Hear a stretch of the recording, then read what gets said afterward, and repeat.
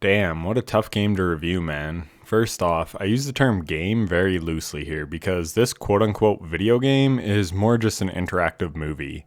I took some notes during my time watching it and I kept track of the gameplay sequences, and there were about 15 times where the player had to make some inputs.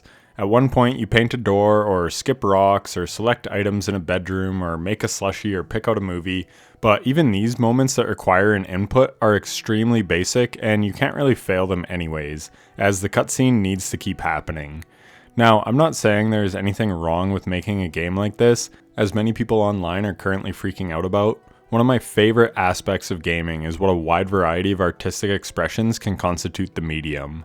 Some games have zero story whatsoever, and they are ridiculously fun games. I haven't played Balatro, but I know that game was made by one person and was universally praised as being an extremely well done and addictive roguelike. I have been playing Slay the Spire recently. I have 35 hours and counting in that game, and there's no story to speak of. It's just a super fun deck builder roguelite that I want to keep playing over and over. The reason I bring this up is that games do not need certain elements to be considered a video game. You can absolutely make a peak game that has no story. But can you make an amazing video game with no gameplay? Well, Mixtape pushes that theory to the limit. Full transparency, I didn't actually play Mixtape. I thought about buying it and playing it on Steam and just uploading the playthrough to YouTube so that other people could see what the game is about, but as luck would have it, Game Riot already did that for me, so I just chose to watch his video. So huge thank you to him for his awesome YouTube video. It's less than 3 hours long, which is honestly the only reason I checked out Mixtape in the first place. I have zero interest in playing a game that plays itself, but when I saw it had a sub 3 hour runtime, I figured what the hell, let's see what all the fuss is about.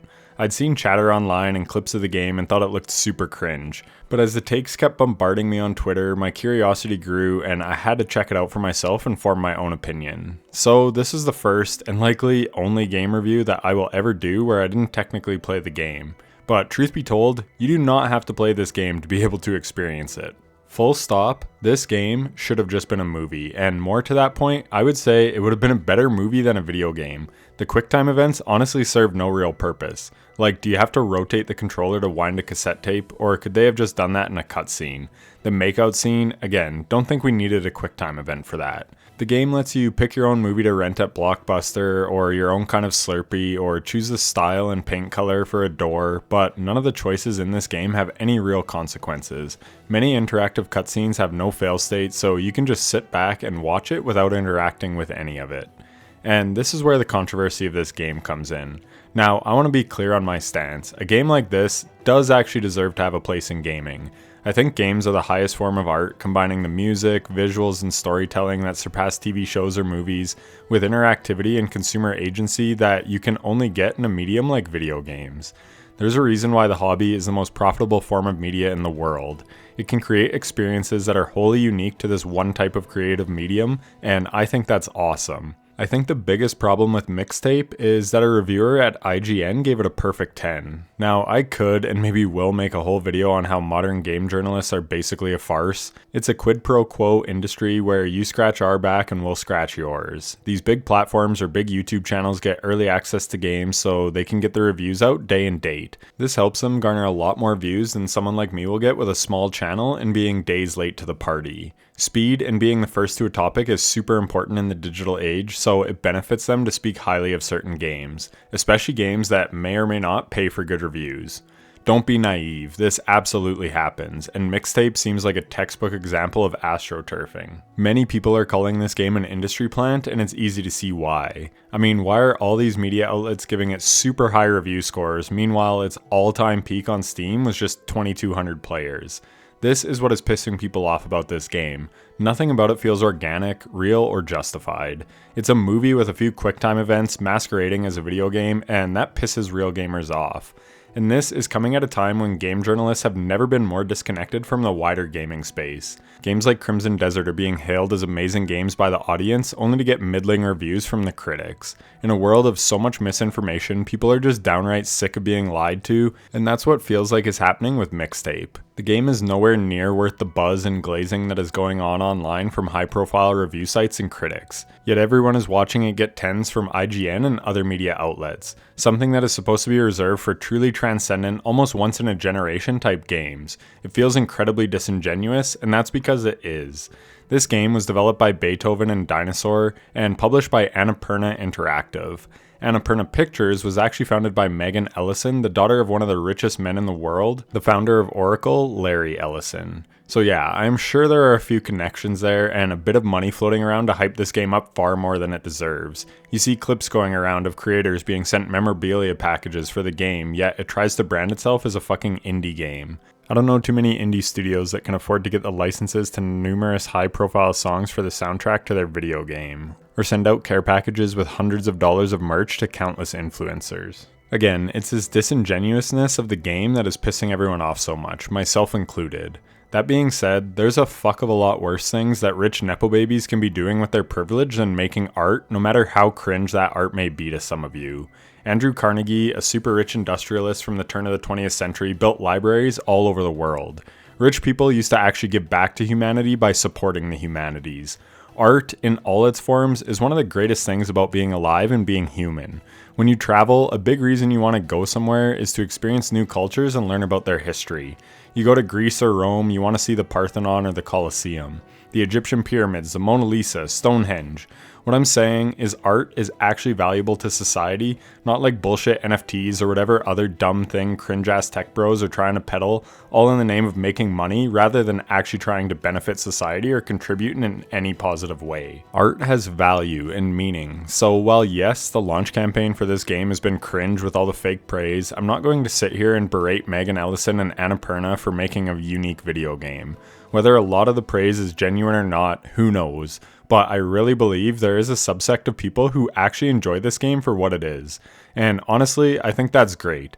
If people like this game, then more power to them. I like some cringe movies like Billy Madison or Tremors, movies that many people see as objectively bad shows, but movies that I loved as a kid and take me back to a simpler time. And I'm not going to sit here and apologize or justify myself for liking what I like. I get enjoyment out of it, and at the end of the day, aren't we all just trying to be happy in life? I know that's my goal.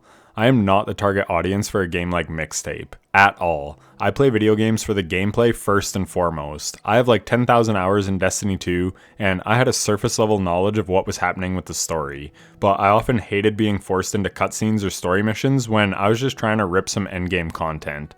I like games to play them, and Mixtape is the opposite of that. That being said, I hated the game less than I thought I would. I went in with an open mind, and I'm honestly really glad I did.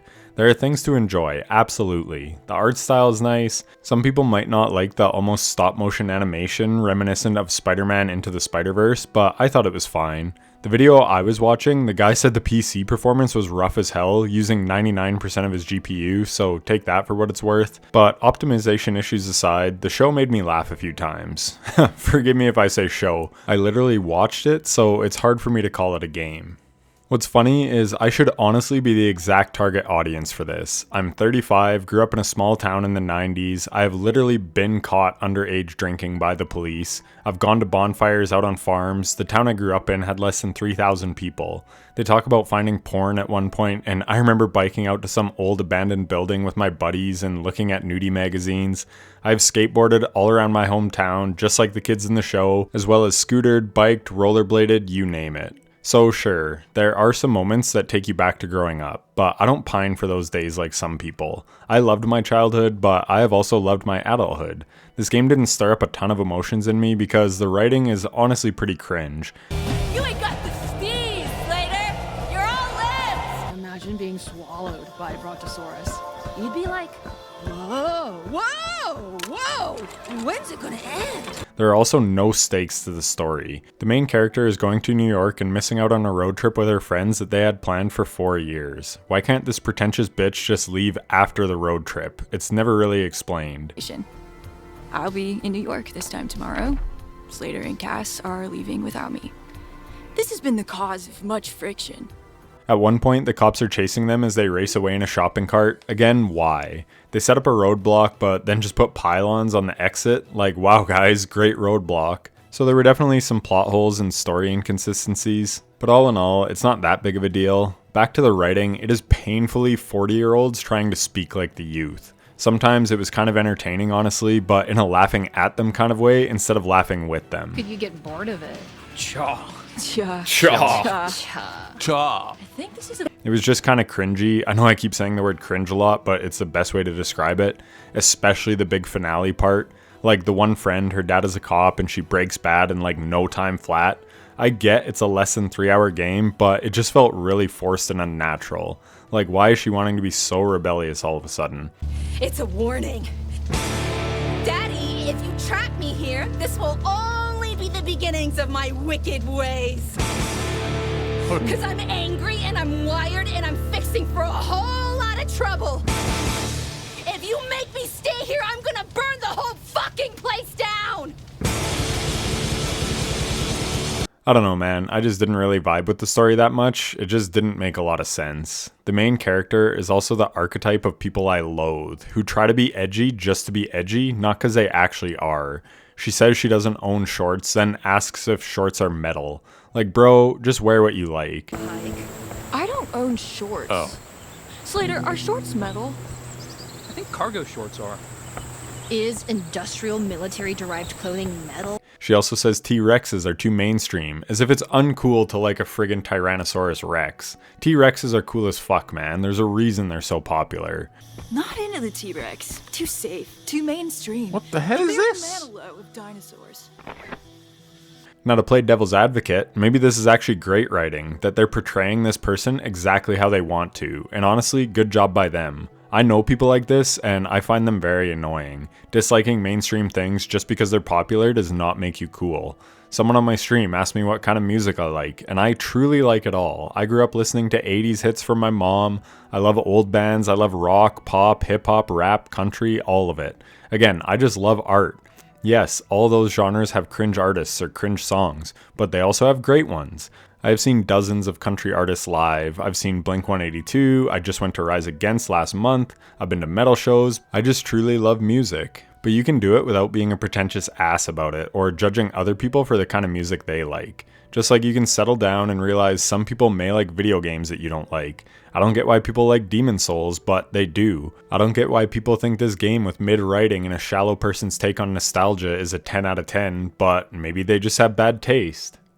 It's funny, one of my chatters said this game was First World Problem Simulator, and it's so spot on. But again, maybe that is what the creators were going for, to emphasize that things we thought were a huge deal as kids actually weren't all that serious. We all know that as a kid that it feels super important to go to that party or get that toy or whatever, but in the grand scheme of things, it's really not a big deal. But it feels big at the time. Just like the kids in this game are trying to make their last night together one of their hits for the album, to make it a core memory. I honestly feel like some people live like this, trying to force cool moments instead of just letting life happen. You see it every year on New Year's Eve. I always call it the most overrated night of the year. Everyone tries to make it some grand plan and big event, so it usually falls short because the expectations are so high. Where the most memorable nights of your life are usually the ones that were unplanned. Switching gears, one thing I have to bring up before I wrap this review up is this tweet I saw because I thought the exact same thing when I first saw it. Someone was saying how awesome it was to be able to make the characters headbang in the car, and you couldn't get that if it was just a movie. And I thought, wow, dude, you're entertained by nothing. Literally the jingling the keys meme. And this person called it out perfectly. So while I get no entertainment value out of this whatsoever, it is proof that someone somewhere is the lowest common denominator and they're entertained by very stupid shit. So props to this game for making Wesley's day. But again, we are allowed to like lame shit. You may never understand why Dumb and Dumber is probably my favorite movie, but I like what I like. I also put The Big Short at the top of my favorite movie lists. Two vastly different movies, both great in their own rights, at least in my eyes. So, as is often the case, this game is certainly no 10 out of 10, but it isn't some dumpster fire either. Like I said, it can elicit some emotions and make you nostalgic. It can make you laugh. I've heard it even has made people cry, but at least it makes people feel something. The art style is nice, the voice acting, while often cringe, is well done for the tone that they're going for. I think they nailed the vision of trying to be a millennials version of edgy teens. This year, I want to ride a flaming stallion of delinquency. Yes. What's your name again? Trespassing is dope. Crime is dope. The soundtrack is pretty good. Like I said, I like all music, and a lot of the music really hit with the cutscenes that they made. It was very well selected. That being said, I feel like this was just some music snob's wet dream to make a video game about the music they like. Just a vanity project to show off some of their favorite songs.